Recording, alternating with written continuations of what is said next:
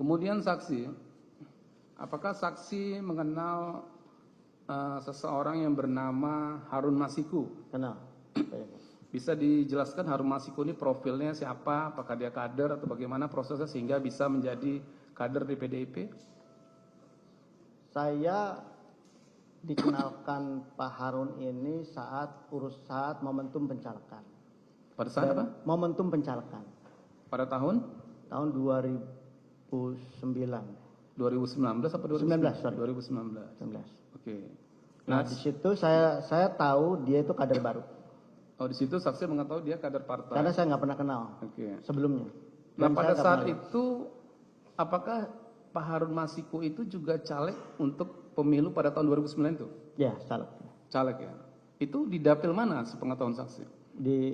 Saya pas dikenalkan di info saat itu bahwa dia caleg di Sumsel 1. Di dapil Sumsel 1 ya. Ya. Nah, oke. Sekarang pertanyaan saya kepada saksi. Siapa yang mengenalkan, di mana perkenalannya, dan dalam rangka apa perkenalan pada waktu itu? Yang memperkenalkan saya itu Doni, saudara Doni. Doni Tri Istiqomah. Ya. Nah, apa yang disampaikan Doni Tri Istiqomah sehingga saksi harus dikenalkan dengan Harun Masiku? Jadi saat itu Doni cerita kepada saya, karena setiap hari saya bareng sama Doni. Doni cerita bahwa dia dapat perintah dari partai, sudah di pleno, sudah ada keputusan partainya untuk ada satu masalah di dapil Sumsel 1 di mana caleg terpilihnya meninggal dunia. Dan di situ partai memutuskan untuk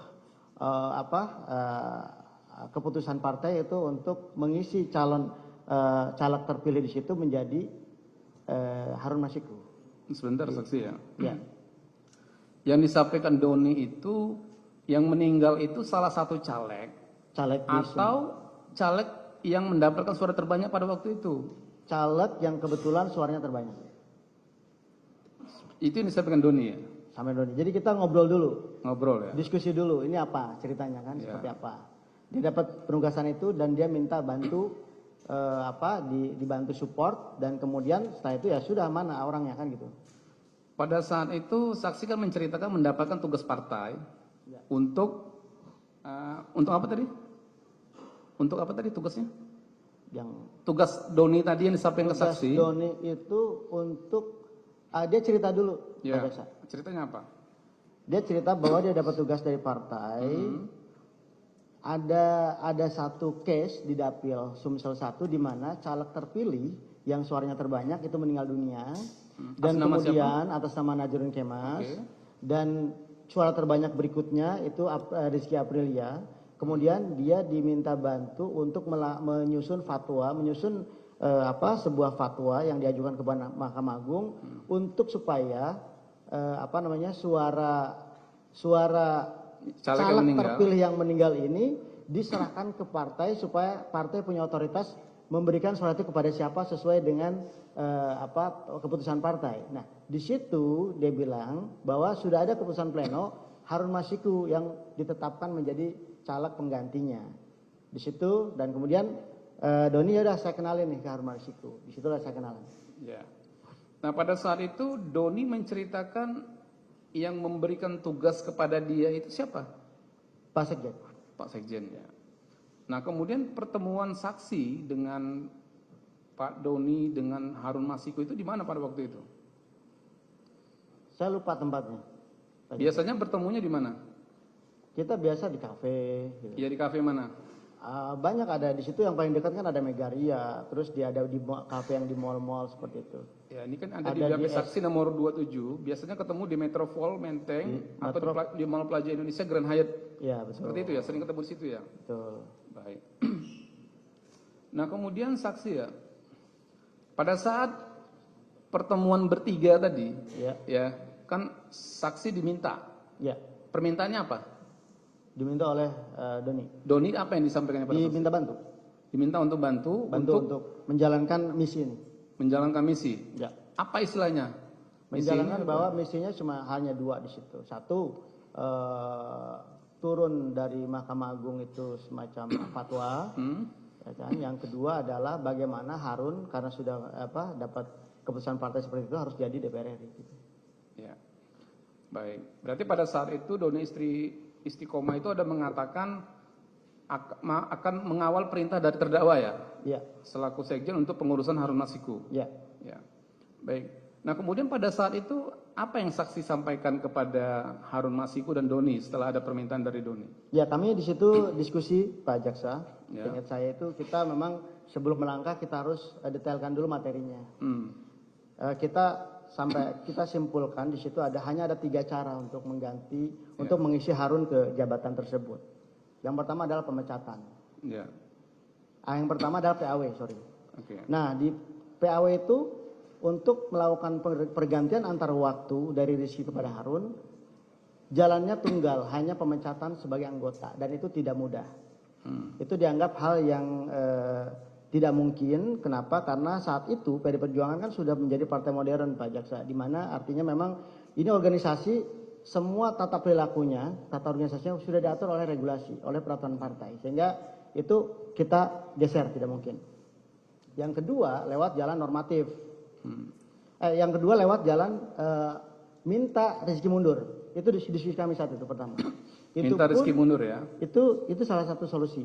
Ya. Itu pun hampir tidak mungkin, karena kan mana ada orang yang sudah berdarah-darah menjadi DPR rela mundur begitu saja tanpa kompensasi.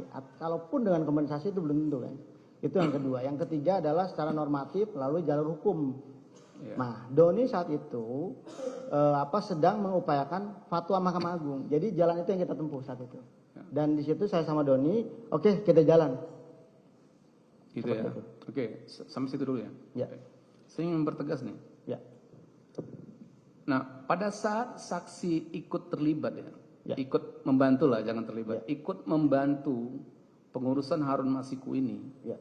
Sebenarnya, ya, ini di persidangan ini ya. Sebenarnya saksi itu diminta oleh Doni atau saksi yang minta ke Doni supaya saksi diikut sertakan? Awalnya saya tidak tahu Doni itu ngurus apa. Ya. Saya tidak tahu Doni juga sudah kenal sama Harun, saya tidak tahu. Doni yang memproklamirkan diri bahwa dia ada agenda ini. Kemudian dia ajak saya. Baik. Nah, pada saat saksi bertemu dengan Harun Masiku itu sudah ada ini belum? Penetapan bahwasanya Harun Masiku sudah ditetapkan caleg nomor berapa gitu? Oh, itu sudah selesai pileg, Pak Jaksa. Sudah selesai. Ya. Itu sekitar bulan berapa saksi ingat? September mungkin, sekitar itu. Oke. Baik, ini ya, saya mau bertanya nih, soalnya ini ada perbedaan waktu nih. Ya. Baik, saksi. Nah, apakah terkait dengan pengurusan Harun Masiku, ya, saksi pernah dipanggil oleh terdakwa untuk mendapatkan arahan terkait dengan urusan Harun Masiku ini? Ya. Itu kapan? Izin Pak Jaksa, kalau waktu saya tidak ingat. Cuman seingat saya hari itu saya dibawa sama Doni ke kantor aspirasi. Di situ saya ketemu Pak Sekjen untuk ditegaskan bahwa memang ada perintah partai untuk urusan Harun Masiku, dan saya diminta untuk mengawal kasus ini. Saya diminta bantu. Ini ada di BAP saksi nomor 42 ya. Ya. Di nomor 42, kemudian 43 juga, dan BAP nomor 31, 30 ya. Nah, di BAP ini saksi mengatakan bahwa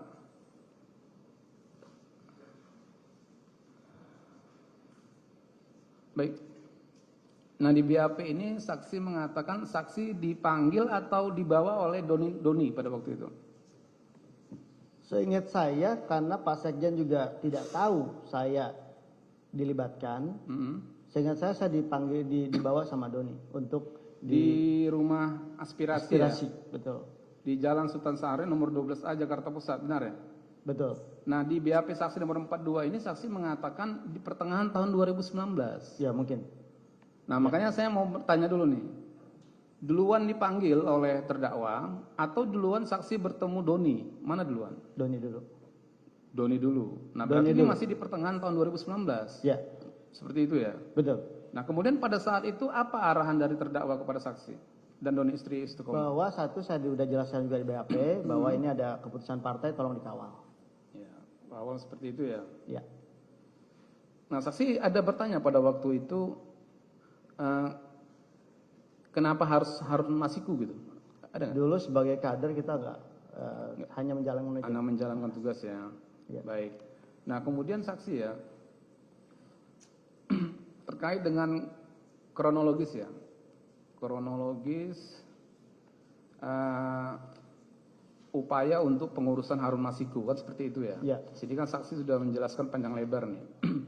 Jadi awal mula atau persoalan yang diproses, yang diupayakan oleh DPP pada waktu itu yang saksi mendapatkan perintah oleh terdakwa pertengahan bulan Juni tadi, Ya. itu apa saja yang sudah dilakukan oleh DPP yang saksi ketahui? Yang saya tahu DPP melakukan kegiatan surat menyurat dan Ya. korespondensi semacam itu kepada Mahkamah Agung Ya. untuk permintaan fatwa. Setelah turun dari Mahkamah Agung fatwa, baru DPP berkirim surat kembali kepada KPU dengan melampirkan fatwa tersebut, di mana memang harapannya KPU menjalankan apa yang difatwakan oleh Mahkamah Agung. Baik, saksi ya. Ini saya pelan-pelan nih karena Siap. ada beberapa kegiatan yang dilakukan partai yang harus saya tanyakan secara sistematis gitu ya. Nah baik, tadi kan Doni mengatakan dia mendapat penugasan ya untuk melakukan upaya hukum ya ke Mahkamah Agung ya terkait dengan mengamankan perintah partai karena ada salah satu caleg di Dapil Sumsel 1 yang meninggal dunia senama Najarudin Kemas. Kan seperti itu ya. Nah, apakah Doni ada menceritakan kepada saksi bahwa DPP PDIP sudah mengirim surat uji material kepada Mahkamah Agung? Betul. Benar ya? Nah kemudian apakah permohonan surat itu dikabulkan oleh Mahkamah Agung sepengetahuan saksi? Iya, betul. Benar ya? Betul. Jadi saksi ada mengetahui ada surat keputusan Mahkamah Agung seperti itu? Betul. Betul ya? Nah ini ada di BAP saksi yang mulia nomor 49, saya bacakan suratnya yang mulia. Di BAP nomor 49 ayat 2, saksi menerangkan bahwa pada saat itu Mahkamah Agung mengeluarkan surat keputusan Mahkamah Agung nomor 57P /Hum/2019 yang berisi bahwa suara atas caleg yang meninggal dunia di Dapil 1 Sumsel seluruhnya suaranya dikembalikan kepada partai pengusung yaitu PDI Perjuangan. Betul. Dan partai dibebaskan untuk memberikan suara tersebut kepada caleg yang dianggap terbaik oleh partai. Ya.